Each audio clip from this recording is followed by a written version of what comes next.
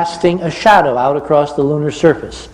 This is a resume mark on the photographic film. We'll get to the details of why that's important a little later on.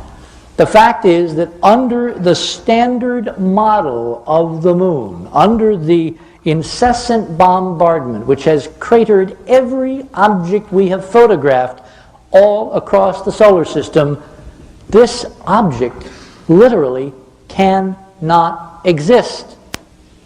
There's nothing to have formed it, and if some freak of nature had created it billions of years ago, when the astronauts' moon rocks tell us the last datable geological activity from within the moon took place, the billions of years of incessant bombardment should have obliterated it from the landscape. It should not be standing as a spire, a kind of a dumpy spire, 1.5 miles above the moon. Now, how do we know that it's 1.5 miles above the moon? This is where things will begin to get a little technical. So please hang with me. These are footprint maps from the Lunar Orbiter mission series. What you see here is basically the middle of the moon. This is the current sub-Earth point. Ukurt is right up here out of frame, all right? And what you see are maps showing the projected viewing angles of photographs taken by the Lunar Orbiter series during its, about 1.5 year mission of all of the spacecraft that flew from Orbiter 1 to Orbiter 5. What we've done here is to highlight the frame I'm going to show you, which is called Lunar Orbiter 3 84M. The M stands for a medium shot, the 84 stands for the frame number, the 3, Roman numeral 3, stands for the spacecraft that took the picture. It is looking in the southwest from roughly 30 miles above the surface of the moon. This is the geometry, all right? So what did it see? This is the actual photograph. Here's Bruce and Blagg, those two craters that we saw in the previous shot.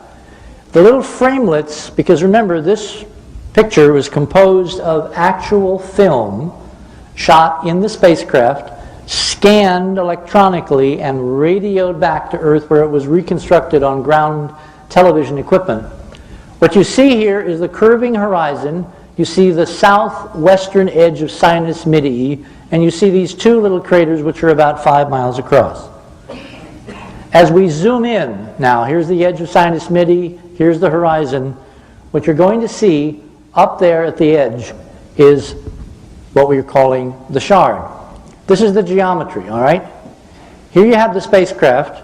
Here you have the altitude above the moon. Here's the simple geometry. Here's the equation that allows you to reconstruct the distance. It turns out we're dealing with right triangles. When you do the proper math, the hypotenuse, that long side of this triangle, is 256 miles for a 30-mile altitude of Lunar Orbiter 3 above the surface of Sinus Midi. That means that the horizon is something less than 300 miles away, roughly from New York to Washington. Okay, here you can see the schematic of the Lunar Orbiter camera system. It actually contained film, a film made by Kodak called a bimat film, bi meaning two. So you had film, and then you had developer on this bimat, which came into a processor. It was snipped off. It then went up here. It was read out electronically, put on a take-up reel. It had two cameras that took photographs side by side, a 3-inch lens and a 24-inch lens.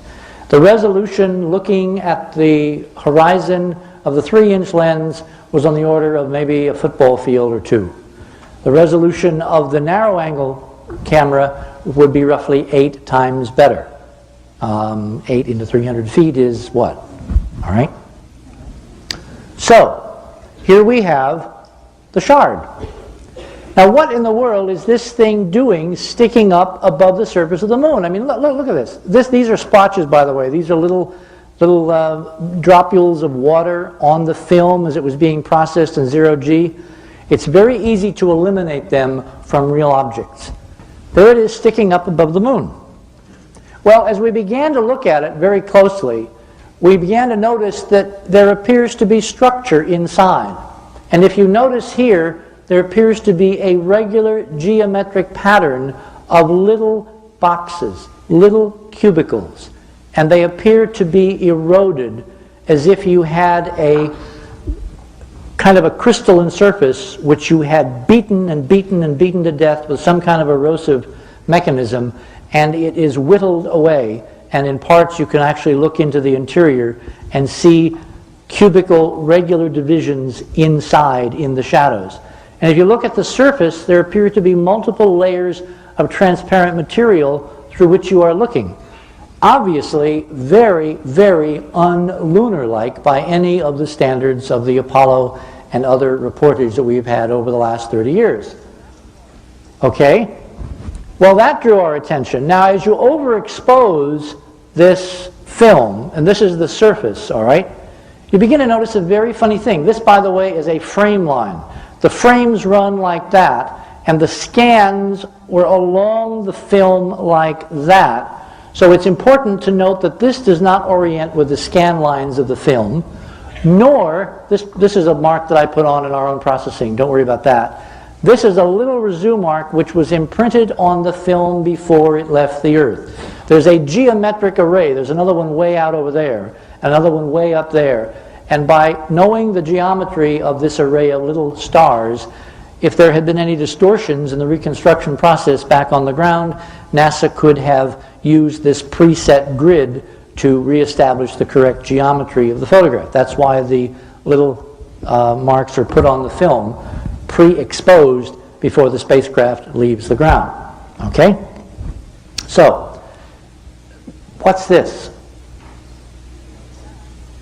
This is really strange. If you go back, you can see that this is too close.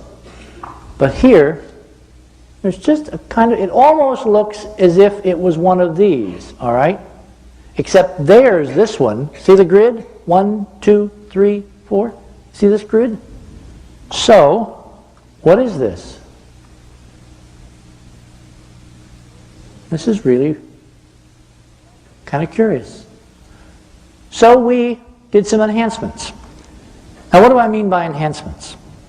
I mean, you take state-of-the-art computer scanning technology, you apply state-of-the-art computer imaging algorithms, and what you wind up with on a desk is more computer power, manipulations per second, and total storage than all of NASA had when these photographs were acquired. If you doubt me, ask your local computer expert, because I checked with 2 the other day just to make sure. What we have been able to do using the now democratized technology, all of NASA could not do when these pictures were taken. And that, in part, I believe, goes some of the way, not all the way, but some of the way toward explaining why we found what we found, and most of NASA is going to be catching up and coming up the curve behind us. Because if those in NASA knew, there have to be a very small number who have known, and the rest have not had the technology at their disposal to even begin until recently to do what with the images that I'm going to show you in the next few minutes. So what do? We contrast stretched, we ratioed, we did sharpening algorithms, we did things like unsharp masking, deconvolution. We applied all kinds of standard state-of-the-art techniques to these images that have not been touched by anybody in over 30 years. And what we find is that this weird little blob appears to extend down toward the surface, and all along the surface, instead of being razor sharp, like we have been led to believe the moon should be razor sharp. I mean, look, there's no air, there's no clouds, there's no scattering. All you have is rocks and hard vacuum. So why, if this picture is in focus, which it is, why do we have a fuzzy horizon, and why do we have an object with a tail looking like a comet extending down toward that horizon? This is one of the cute tricks you can play with computers these days. You can turn grayscale into color scale. The human eye is a lot more sensitive to color than it is to black and white. So now you can see that there appears to be all along here a very peculiar geometric structure. Initially, it looks like a fence. It looks like there are irregular rhythmic indentations there, there, there, there, there. There appears to be a 3D perspective to it. It appears to go off in depth. There appear to be cross lines coming down like that, and it appears to be very, very, very